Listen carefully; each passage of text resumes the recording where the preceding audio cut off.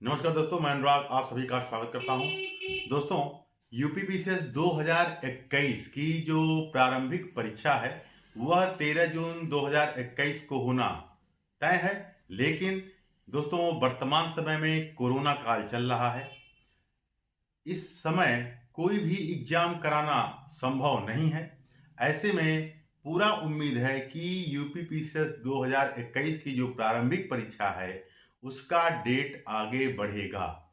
दोस्तों, अब मेरे पास तमाम मित्र भेजे हैं मैसेज, चाहे यूट्यूब पर या मैसेंजर पर या अन्य माध्यमों से।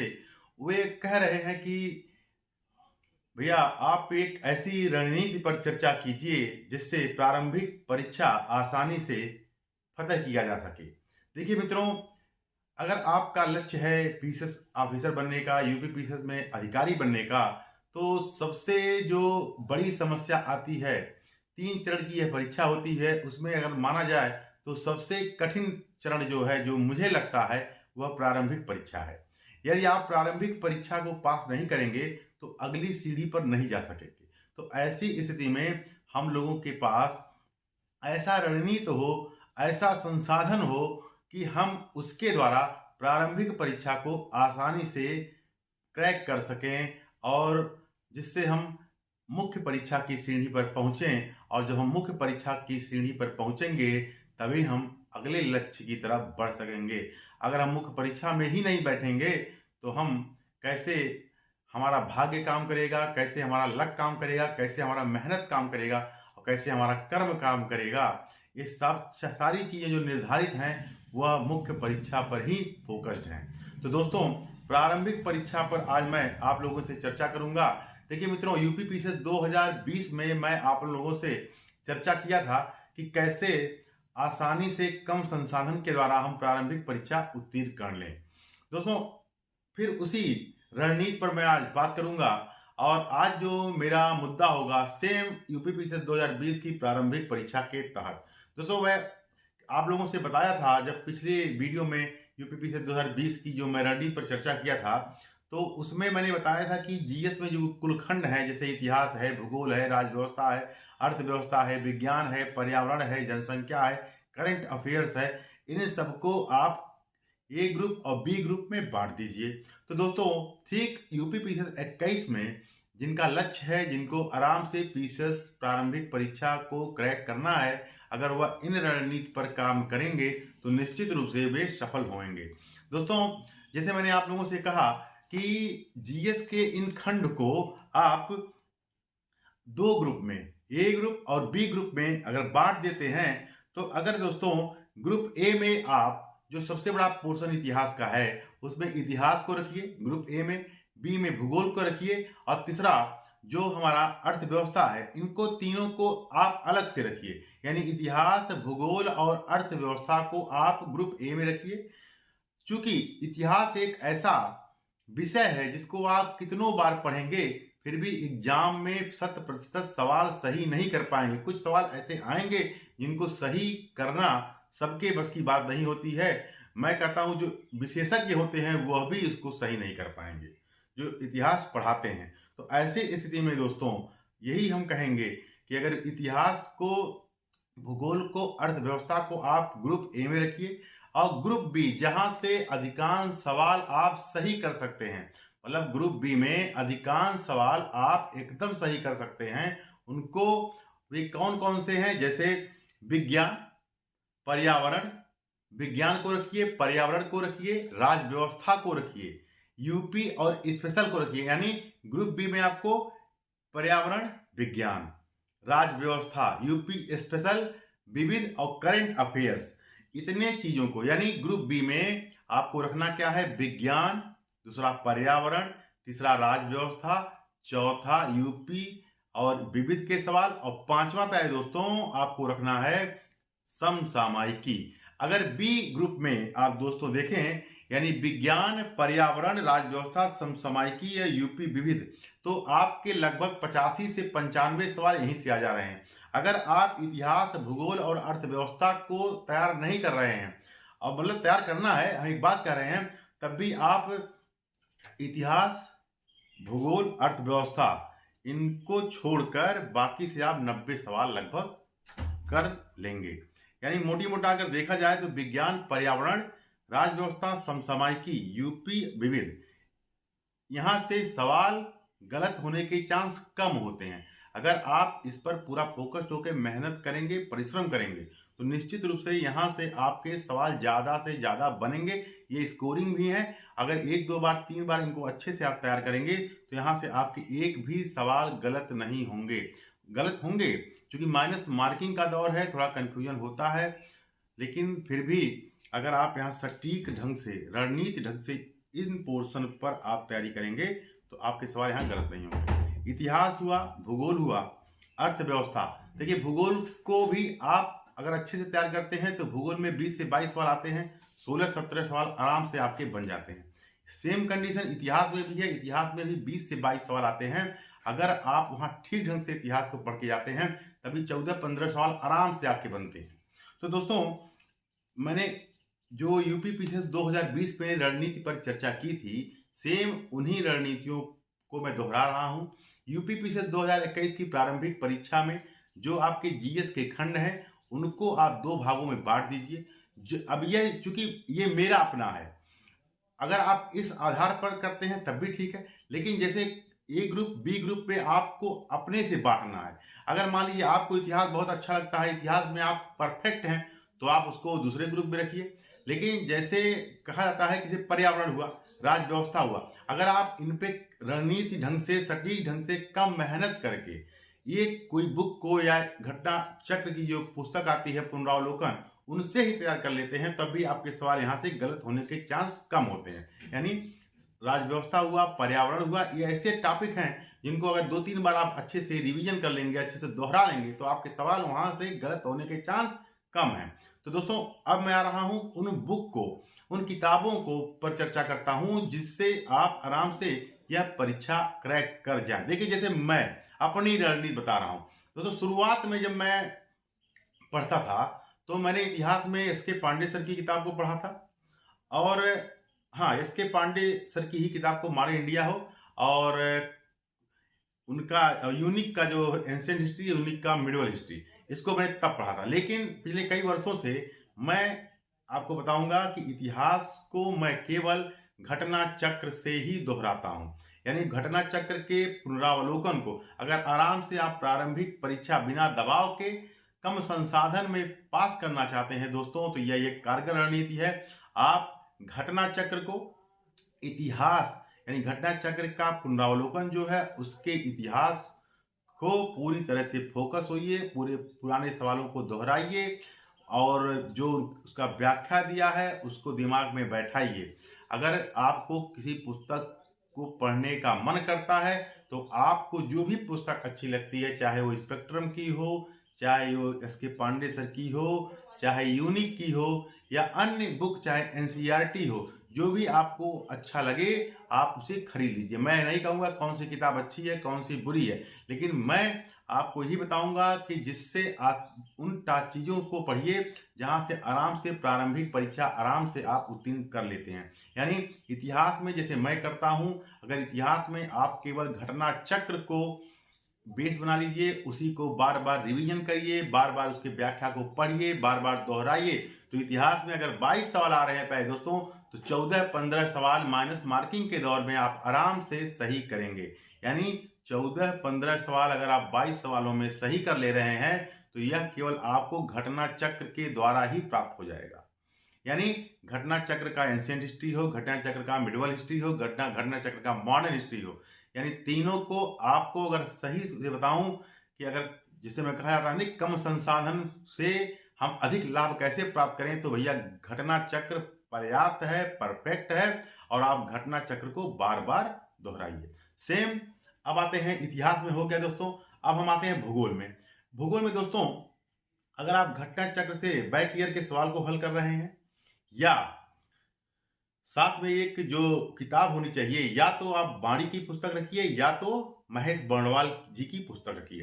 तो दोस्तों, महेश बर्णवाल जी की ही पुस्तक को मैं बार बार पढ़ता था, बार बार दोहराता था और पुराने सवालों को लगाता था। यानी जो मेरी रणनीति थी मैं पूरी तरह से महेश बर्णवाल सर की पुस्तक को कम से कम कई बार पढ़ा हूँ ज्योग्राफी में। और दोस्तों, अगर आप महेश बर्णवाल सर की पुस्तक को पढ़ते हैं प्रारंभिक परीक्षा में अच्छे से, तो मुख्य परीक्षा की भी तैयारी आपकी महेश बर्णवाल सर की पुस्तक से आराम से हो जाएगी। यूपीपीसीएस की मुख्य परीक्षा की जो तैयारी है भूगोल विषय की, यानी जीएस खंड के लिए, तो महेश बर्णवाल सर की किताब परफेक्ट है और आपको इधर उधर नहीं भागना है। अब ठीक है, अगर आप लोग और अन्य कोई पुस्तक पढ़ते हो तो उन्हीं को पढ़िए। यानी कहने का तात्पर्य है, जो मैं आपको यह रणनीति साझा कर रहा हूं, यह एकदम कारगर है और यह उन बच्चों के लिए है जो गांव में रहते हैं, दूर कस्बाओं में रहते हैं और जिनके पास बहुत ज़्यादा संसाधन नहीं है। तो वे दोस्त इन्हीं संसाधनों पर, इन्हीं टॉपिकों को, जो भूगोल के टॉपिक हैं, जैसे जो मुख्य परीक्षा में आते हैं या प्रारंभिक परीक्षा में आते हैं, तो महेश बर्णवाल सर की पुस्तक को प्लस घटना चक्र से आए हुए सवालों को अगर बार बार रिवीजन करते हैं तो निश्चित रूप से भूगोल में भी अगर 22 सवाल आते हैं तो 16-17 सवाल आपके आराम से बनते हैं। भूगोल में दोस्तों एक चीज और करना होता है कि आप जब भी भूगोल को पढ़िए तो एक एटलस, एक मानचित्र को अपने सामने रखिए। मानचित्र कोई भी हो चलेगी, चाहे वो एटलस ऑक्सफोर्ड का हो, स्टूडेंट का हो, या कोई भी मार्केट जो मार्केट में हो, एटलस हो, आप उसको ले लीजिए और भूगोल के लोकेशन को, जब भूगोल पढ़ रहे हैं उसके लोकेशन को मैप में जरूर देखिए। तो यानी भूगोल के लिए आपको या तो बाड़ी की पुस्तक पढ़िए या तो महेश बर्णवाल। मैं कहूंगा कि आप महेश बर्णवाल जी की पुस्तक को बार बार पढ़िए और आए हुए सवालों को घटना चक्र से लगाइए, क्योंकि महेश बर्णवाल जी की पुस्तक को अगर आप 1-2 बार पढ़ लेंगे अच्छे से और कई बार जब उसको आप अभ्यास करेंगे, रिवीजन करेंगे, तो आपकी मुख्य परीक्षा भूगोल में भी जो जीएस का खंड है वहां समस्या नहीं आएगी। राज्य व्यवस्था में दोस्तों केवल और केवल आपको घटना चक्र के आए हुए सवालों को बनाना है। अगर आप घटना चक्र के सवालों को बना रहे हैं तो दोस्तों मैं कहूंगा कि राज्य व्यवस्था में आपके एक भी सवाल गलत नहीं होंगे। यदि आप घटना चक्र से आए हुए सारे सवालों को बना डालिए तो और कई बार उसको अभ्यास कर लीजिए तो आपके एक भी सवाल गलत नहीं होने जा रहे हैं। यानी राज्य व्यवस्था सबसे आसान खंड। और बहुत मन कर दिया आपको कोई पुस्तक पढ़ने की, तो आप चाहे बाड़ी की पुस्तक पढ़ लीजिए घटना चक्र की, चाहे मंथन की पढ़ लीजिए। मैं यही कहूंगा यूपीपीसीएस के लिए बाड़ी की पुस्तक और मंथन की पुस्तक को अगर आप राज्य व्यवस्था के लिए पढ़ते हैं तो परफेक्ट है, क्योंकि अगर आप आंख और कान खोल के इन्हीं पुस्तकों से पढ़ेंगे तो आपको प्रारंभिक परीक्षा के साथ साथ मुख्य परीक्षा में भी आपकी तैयारी हो जाएगी। अब आते हैं दोस्तों पर्यावरण। पर्यावरण में दोस्तों कुछ नहीं करना है, बाड़ी की एक पुस्तक रखिए और दूसरा घटना चक्र का जो पुनरावलोकन है उसको ले लीजिए और बार बार प्रैक्टिस करिए। विज्ञान में दोस्तों करना क्या है, आपको केवल घटना चक्र से पुराने सवालों को हल करना है और साथ में एक लूसेंट की जो पुस्तक है उसको रखिए। लूसेंट से ही विज्ञान को अच्छे से तैयार करिए, क्योंकि अगर आप लूसेंट से विज्ञान को तैयार करेंगे तो मैं बता रहा हूं कम समय में आपकी अच्छी तैयारी हो जाएगी। अब आते हैं दोस्तों, आपका क्या हुआ, विज्ञान भी हो गया। यानी विज्ञान को, यानी मोटी मोटा मेरा कहने का तात्पर्य है कि आए हुए सवाल जो हैं, चाहे वो घटना चक्र की जो पुस्तक आती है मार्केट में पुनरावलोकन, आपको पूरा एनर्जी उसी पर देना है। फिर दोस्तों आते हैं विज्ञान भी हो गया, घटना चक्र प्लस लूसेंट, और पर्यावरण हो गया, ये भी आप जान गए। इतिहास पे हमने चर्चा किया, भूगोल पे चर्चा किया।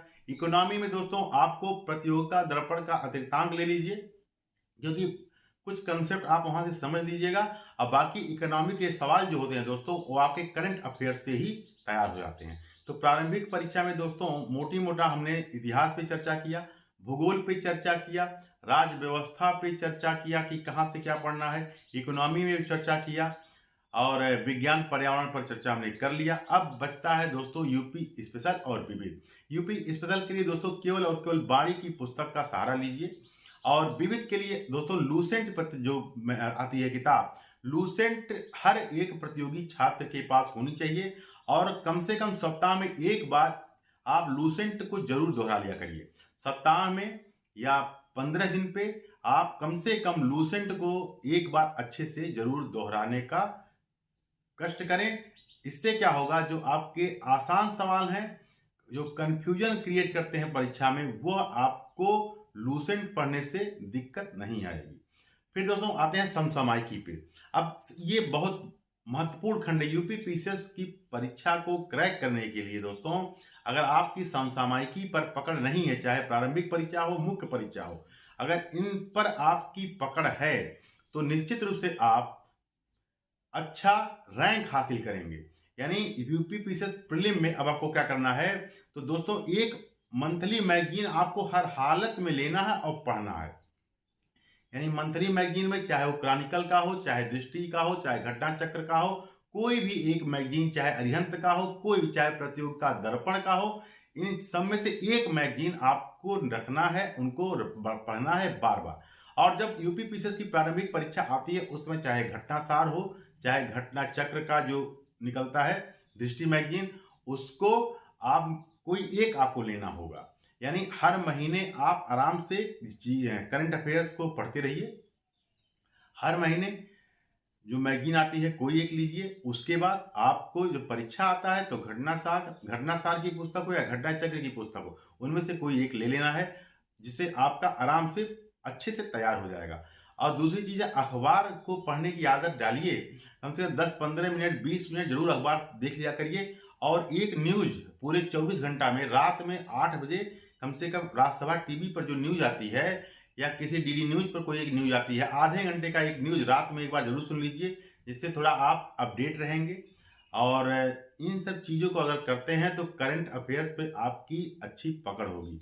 और कुछ ऐप हैं जैसे ई दृष्टि का है, ऑनलाइन तैयारी का है, यहाँ से भी आप सवालों को हल कर सकते हैं, यानी इन ऐप के माध्यम से। यानी मोटी मोटा दोस्तों, यूपी पीसीएस प्रारंभिक परीक्षा को पास करने का यही मंत्र है कि आपके पास संसाधन कम हो और उन संसाधन पर लगातार आप अभ्यास करते रहिए, लगातार मेहनत करते रहिए, लगातार दोहराते रहिए। यानी कहने का तात्पर्य है, अगर यूपी पीसीएस प्रारंभिक परीक्षा को क्रैक करना है तो घटना चक्र की आपका जो पुनरावलोकन है उसको ले आइए। और लोग कहते हैं कि इससे कुछ नहीं होगा, कुछ होता आता नहीं है, जाता नहीं, ऐसा कुछ नहीं है दोस्तों। अगर आप घटना चक्र के पुनरावलोकन को अच्छे से पढ़ेंगे, अच्छे से सवाल को हल करेंगे, व्याख्या को देखेंगे और उनके ऑप्शन के आधार पर सोचेंगे, तो निश्चित रूप से आप प्यारे दोस्तों यूपी पीसीएस प्रारंभिक परीक्षा आसानी से आप क्रैक कर लेंगे। रही बात करंट अफेयर्स की दोस्तों, तो आजकल चाहे प्रारंभिक परीक्षा हो, मुख्य परीक्षा हो, उसमें करंट अफेयर्स का महत्व बढ़ा है। तो दोस्तों कम से कम 1 से 1.5 घंटा, 2 घंटा आपको करंट अफेयर्स पर देना होगा। अगर आप करंट अफेयर्स पर अपनी पकड़ ढीली करेंगे तो भैया यूपी पीसीएस में अधिकारी बनने का सपना आपका पूरा कभी नहीं होगा। इसलिए करंट अफेयर्स पर पूरा फोकस करिए। करंट अफेयर्स के लिए कम से कम 1 से 2 घंटा नियमित दीजिए। एक मंथली मैगजीन पढ़िए, अखबार भी पढ़ते रहिए 10-15 मिनट डेली, जो उसमें महत्वपूर्ण हो उसको देख लीजिए। और किसी ऐप पे जाके 10 से 15 सवाल डेली आप प्रैक्टिस करते रहिए। अगर इन सब चीज़ों को आप आधार बनाते हुए कम संसाधन में अधिक मेहनत करने का अपने अंदर जज्बा पैदा करेंगे और इधर उधर नहीं भटकेंगे, तो यूपी पीसीएस प्रारंभिक परीक्षा का है दोस्तों 2021 आप आराम से निकालेंगे। दोस्तों कोरोना काल है, आप इधर उधर कहीं जा नहीं रहे होंगे, घर पर ही रहकर तैयारी कर रहे होंगे, तो अपने समय का सदुपयोग करिए और यूपी पीसीएस 2021 में अधिकारी बनिए। अपने अपने परिवार का, अपने गांव का, अपने प्रदेश का, देश का नाम रोशन करिए और देश की प्रगति में अपना योगदान दीजिए। ऐसा मैं कामना करता हूं, ऐसा मैं उम्मीद करता हूं कि हमारे जो छोटे भाई बहन हैं वह निश्चित रूप से अच्छे से तैयारी करेंगे और निश्चित रूप से वह सफल होंगे। ठीक है दोस्तों, यह थी प्रारंभिक परीक्षा की रणनीति। अगर आपको इसमें कोई भी थोड़ा डाउट होगा तो आप मैसेंजर पर हमसे सवाल करिएगा, वहां पर मैं आपको जवाब दूंगा। और फिर दिक्कत होगा तो फिर कोई ना कोई वीडियो बनाऊंगा। यह प्रारंभिक परीक्षा का वीडियो है, यानी मोटी मोटा मैंने क्या कहा कि घटना चक्र का पुनरावलोकन को पूरा अच्छे से तैयार करिए। उसके साथ साथ कुछ सहायक किताबें जो आपको चाहिए होती हैं, जो आप जानते भी हैं, उनको आप रखिए, उन पे बार बार फोकस करिए। बस कहने का तात्पर्य है कम संसाधन रखिए, उस पर अधिक अधिक फोकस रहिए, मेहनत कीजिए, परिश्रम करिए। अगर इन सब चीज़ों पर आप काम करते हैं तो निश्चित रूप से सफल होंगे। मेरा आप लोगों को शुभकामना है, आप लोग निश्चित रूप से सफल होंगे। अगले वीडियो में दोस्तों फिर मुख्य परीक्षा पर हम चर्चा करेंगे, कैसे मुख्य परीक्षा को क्रैक करें। इन सब मुद्दों पर हम बात करेंगे। आप लोग प्रारंभिक परीक्षा की तैयारी करते रहिए। हम बीच बीच में आप लोग को मार्गदर्शन करते रहेंगे। आप लोग भ्रम में मत रहिएगा, बस परिश्रम करिए, इसका कोई दूसरा विकल्प नहीं है। अगर आप कठोर परिश्रम करते हैं तो निश्चित रूप से प्यारे दोस्तों सफल होंगे। ठीक है दोस्तों, अगले वीडियो में फिर मिलेंगे, तब तक के लिए नमस्कार।